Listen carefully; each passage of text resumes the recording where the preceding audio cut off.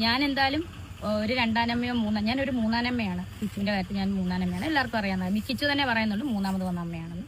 So എന്ത് കാര്യമാണേലും എന്താ പറയാ, എനിക്ക് ഒരിക്കലും മക്കളെ തള്ളിക്കളയാൻ പറ്റത്തില്ല. അതുപോലെ തന്നെ എന്താ പറയാ, ഞാൻ ഒരിക്കലും തള്ളി പറഞ്ഞിട്ടുമില്ല. പിന്നെ ഓരോരുത്തരെ, അവന് പ്രായപൂർത്തിയായ കുട്ടിയാണ്, അവൻ ചെയ്യട്ടെ, എന്തെങ്കിലും പറയട്ടെ. തള്ളി കളഞ്ഞിട്ടുമില്ല, തള്ളി പറഞ്ഞിട്ടുമില്ല. പക്ഷെ തള്ളിക്കോ എന്ന് പറഞ്ഞുകൊണ്ട് കുറച്ച് സ്ക്രീൻഷോട്ടുകൾ മറ്റുള്ള ആളുകൾക്ക് ഇട്ട് കൊടുത്തിട്ട് അവരെടുത്തിട്ട് തള്ളിയിട്ടുണ്ട്. ഇന്നലെയും കൂടി കൊടുത്തിട്ടുള്ള 250 ഉറുപ്പിക പട്ടിക്ക് ബിസ്ക്കറ്റ് ഇട്ട് കൊടുക്കണ പോലെ ഇടക്കിടക്ക് ഇട്ട് കൊടുക്കാറുണ്ട്. അവനത് വാങ്ങി നക്കാറുണ്ട്. അവൻ എന്തിന്റെ കേടാണ്? ഇങ്ങനൊക്കെ പറയിപ്പിക്കാൻ ആളുകളെ ഏർപ്പാടാക്കിയിട്ടില്ലേ? പിന്നെ ചെക്കൻ റൂമിന്റെ ഉള്ളിൽ നിന്ന് കഞ്ചാവ് പുകച്ചു വിട്ടോണ്ടിരിക്കുകയാണ്, അതുകൊണ്ട് അവന്റെ റൂമിലേക്ക് പോകാൻ കഴിയില്ല എന്നുള്ള കാര്യങ്ങളൊക്കെ മറ്റൊരു സ്ത്രീ പറഞ്ഞെടുത്ത് ഷെയർ ചെയ്തിട്ടില്ലേ? ആ ചെക്കൻ അത്രമാത്രം അവഹേളിച്ചിട്ട് ഇപ്പൊ പറയാ ഞാനൊന്നും ചെയ്തിട്ടില്ല. നിങ്ങളാണ് ആ പയ്യനെ അവഹേളിച്ചുകൊണ്ടിരിക്കുന്നത്. ഒന്ന്, സുധിയുടെ പേര് നിങ്ങളുടെ പേരിന്റെ തറ്റത്ത് വെച്ചിട്ട് ഈ കോപ്രായത്തങ്ങൾ കാണിച്ചു നടക്കുക. ചെക്കന് നാണക്കേടാവൂലേ? നിങ്ങൾ മൂന്നാനമ്മ, നാലാനമ്മ, എത്രാമത്തെ അമ്മയായാലും വേണ്ടില്ല, പേരിന്റെ തറ്റത്ത് ആ പേരും വെച്ചിട്ട്, ഇപ്പൊ പേര് മാറ്റി. കാരണം ഇപ്പൊ എന്താണ്, മെറ്റയുടെ ഒരു നിയമമാണ്, സ്വന്തം പേര് ID കാർഡിലുള്ള പേരെ വെക്കറ്റുള്ളൂ. ഇത്രയും നാള് ഫേക്ക് നെയിം ആയിരുന്നു. ഇപ്പൊ രേഷ്മ തങ്കച്ചൻ എന്ന ഒറിജിനൽ നെയിം അങ്ങ് വെക്കേണ്ടി വന്നല്ലേ? കൊള്ളാം. ഇനി ചെക്കനെ അവഹേളിക്കണമെന്ന് കാണിച്ചു തരാം.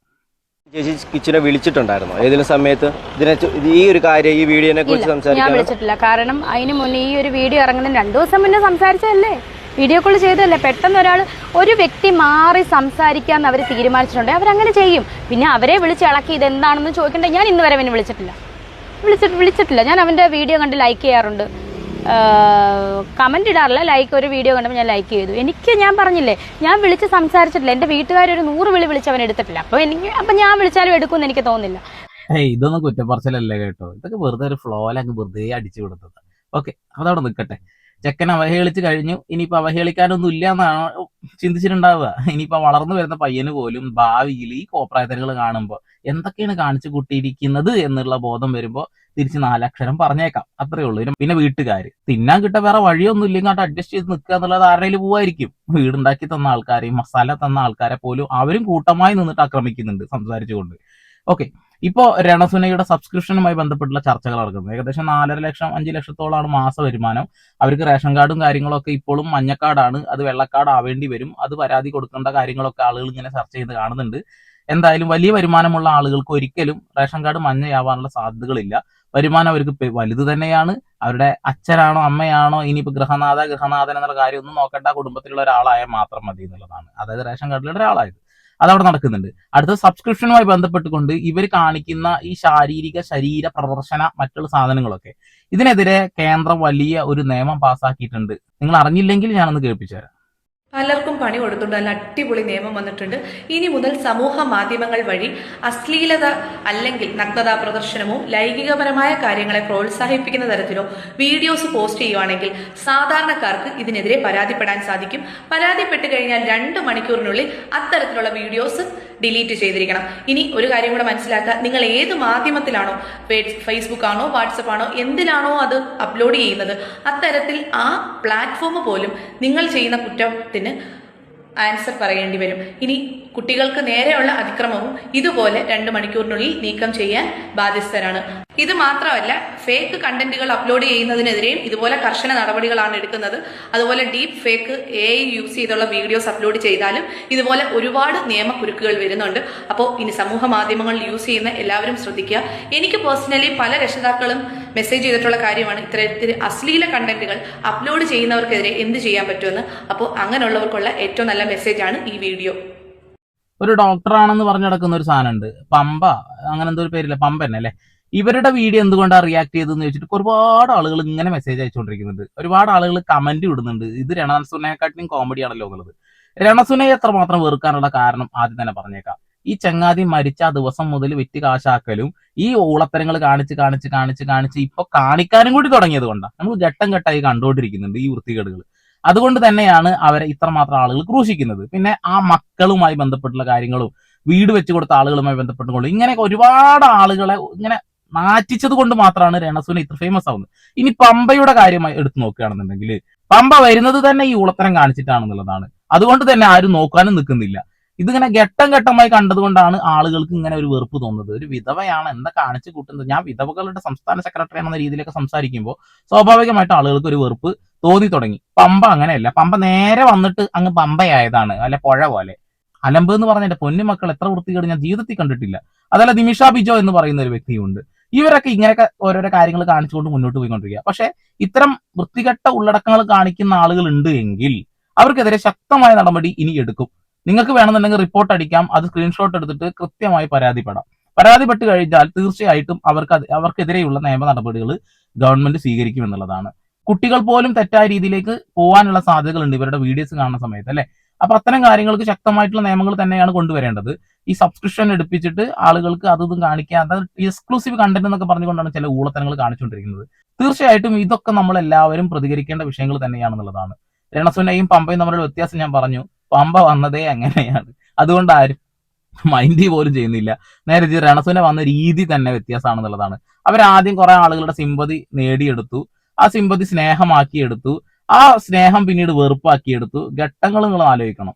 നുണകൾ കൊണ്ട് കൂമ്പാരം കൂട്ടി ഇങ്ങനെ വന്ന് ഇപ്പൊ ഏകദേശം കിച്ചു എന്ന് പറയുന്ന വ്യക്തിയുടെ ലൈഫിൽ എത്രത്തോളം ഉപദ്രവം ഉണ്ടാക്കി എന്ന് പോലും നമ്മളിപ്പോൾ മനസ്സിലാക്കി എന്നുള്ളതാണ്.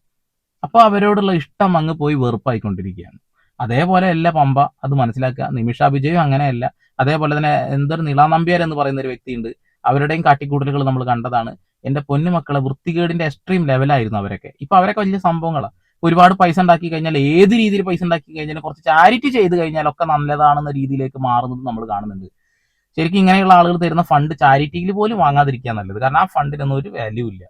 സത്യം പറഞ്ഞാൽ നമ്മൾ പുറകോട്ട് നോക്കുമ്പോൾ ഒരുപാട് വഴികളിലൂടെ തന്നെയാണ് കഷ്ടപ്പാടും അതുപോലെ തെറിവിളികളും എല്ലാം സ്വീകരിച്ചിട്ട് തന്നെയാണ്. കാരണം ഒരു തെറ്റും ചെയ്യാത്ത ഞാൻ എന്താ പറയുക, ഇതെല്ലാം കേൾക്കണമെങ്കിൽ എന്താ പറയുക, അതൊരു വിധിയാണെന്ന് മാത്രമാണ് ഞാൻ കരുതുന്നത്. ആ ഒരു വിധി തുടങ്ങി വെച്ചത് സുധിച്ചേട്ടൻ്റെ മരണത്തെ തുടർന്നാണ്. സോ ആ വിധി ഞാൻ സ്വീകരിക്കുന്നു.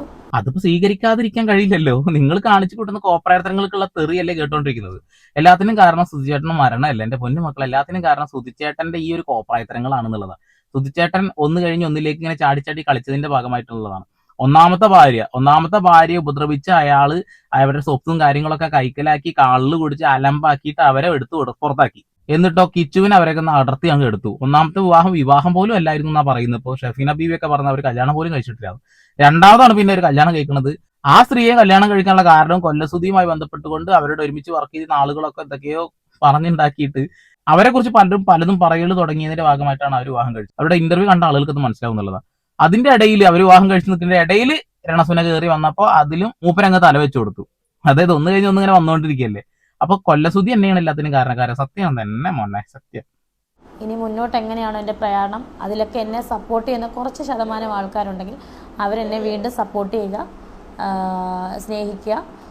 നെഗറ്റീവ് പറയാനുള്ളവർ അവർക്ക് അവരുടെ മനസ്സിൽ അങ്ങനെ തോന്നുന്നത് എങ്കിൽ എനിക്കത് മാറ്റാൻ പറ്റത്തില്ല. മാറ്റാനൊക്കെ പറ്റും, വളരെ സിമ്പിളായിട്ട് പറ്റും. എങ്ങനെയാണെന്നറിയോ, നിങ്ങൾ ബിഗ് ബോസിൽ കയറിയ സമയത്ത് കുറച്ച് ആളുകൾ സ്നേഹം തോന്നിയിട്ടുണ്ടായിരുന്നു. കണ്ടിന്യൂ ചെയ്തിരുന്നെങ്കിൽ നിങ്ങൾക്ക് ആ സ്നേഹം പിടിച്ചു പറ്റാമായിരുന്നു. പക്ഷെ തിരിച്ച് വന്നിന്റെ മോനെ കാണണം എന്നൊക്കെ പറഞ്ഞിട്ട് മോന്റെ അടുത്ത് പോലും ഇരിക്കാതെ ഫുള്ള് കറങ്ങി തിരിഞ്ഞ് എന്തൊക്കെ ഉളത്തരം കാണിച്ചിട്ട് നിങ്ങൾ വെറുപ്പ് സമ്പാദിച്ചതാണ്. വളരെ മാന്യമായ രീതിയിൽ നിങ്ങൾക്ക് മുന്നോട്ട് പോകാൻ കഴിയും. പക്ഷെ നിങ്ങൾക്ക് അതിനെ കൊണ്ട് ഇനി കഴിയില്ല. കോപ്രായത്തരം കാണിച്ചിട്ട് പൈസ ഉണ്ടാക്കാൻ പറ്റുന്നത് പ്ലാൻ ആക്കിയിട്ടാണ്, വേറൊന്നും കൊണ്ടല്ല. പറഞ്ഞ പോലെ തന്നെ ചേട്ടൻ്റെ 2 മക്കളും, ചേട്ടൻ്റെ രക്തത്തിൽ പറഞ്ഞ 2 മക്കളും എനിക്ക് മക്കൾ തന്നെയാണ്. എന്നെ എന്ന് അമ്മയെന്ന് വിളിച്ചു, ആദ്യമായിട്ട് അമ്മയെന്ന് വിളിച്ച കുട്ടിയാണ് കിച്ചു. ഇപ്പം കുട്ടിയല്ല, കുട്ടി വളർന്ന് ഒരു യുവാവായി, 22 വയസ്സുള്ള യുവാവായി. അവന് അവൻ്റേതായിട്ടുള്ള സ്വാതന്ത്ര്യം, വ്യക്തി സ്വാതന്ത്ര്യവും സംസാരിക്കാനുള്ള സ്വാതന്ത്ര്യവും ഒക്കെ ഉണ്ട്. സോ ജോലിയെടുത്ത് ജീവിക്കാനുള്ള ഇതും ആയി, അതായത് പ്രായപൂർത്തിയായി, ജോലിയെടുത്ത് സമ്പാദിച്ച് ജീവിക്കട്ടെ. ഓക്കെ, ഞങ്ങൾക്ക് സന്തോഷമുള്ളൂ. നിങ്ങളും ജോലി എടുത്തിട്ട് നല്ലപോലെ ജീവിക്കാൻ ഞങ്ങൾക്ക് സന്തോഷമുള്ളൂ. ഞങ്ങളെ വെറുപ്പിച്ചിട്ട് ഇങ്ങനെ ഓരോ വീഡിയോസും കാര്യങ്ങളും ഇടുമ്പോഴാണ് ഞങ്ങൾക്ക് ബുദ്ധിമുട്ട്. നിങ്ങൾ ജോലി തന്നെയാണ് ചെയ്യുന്നത്, സംഭവം ശരിയാണ്. പക്ഷേ ഈ വെറുപ്പിക്കലൊന്ന് മാറ്റിപ്പിടിച്ച നിങ്ങളുടെ ആളുകൾക്കുള്ള ആ ഒരു മനോഭാവം മാറൂലേ, സ്നേഹമായി മാറുമല്ലോ. വെറുപ്പിക്കാതിരിക്കുക എന്ന് മാത്രമേ പറയാനുള്ളൂ. എന്തായാലും പുതിയ നിയമം പാസ്സായിട്ടുണ്ട്, ആ നിയമം എന്തായാലും നടപ്പിലാക്കുക തന്നെ വേണം. ഒരുപാട് കുട്ടികൾ നശിക്കാനുള്ള സാധ്യതകളുണ്ട്. ഇതൊക്കെ കണ്ടിട്ട് വളരെയല്ലേ, അതുകൊണ്ടാണ്. അപ്പോൾ നിങ്ങളുടെ അഭിപ്രായം രേഖപ്പെടുത്തുക. ഈ നിയമം പാസ്സായതിൽ നിങ്ങൾക്ക് സന്തോഷമാണോ അതോ ദുഃഖമാണോ? അല്ലെങ്കിൽ രണസുനയുടെ സബ്സ്ക്രിപ്ഷൻ നിങ്ങൾക്ക് ഭയങ്കര ഇഷ്ടപ്പെടുന്നുണ്ടോ? വീണ്ടും വരെ പുതിയ വാർത്താവിശേഷങ്ങളുമായി സന്ദീപ് പാൾ സൈനിങ്.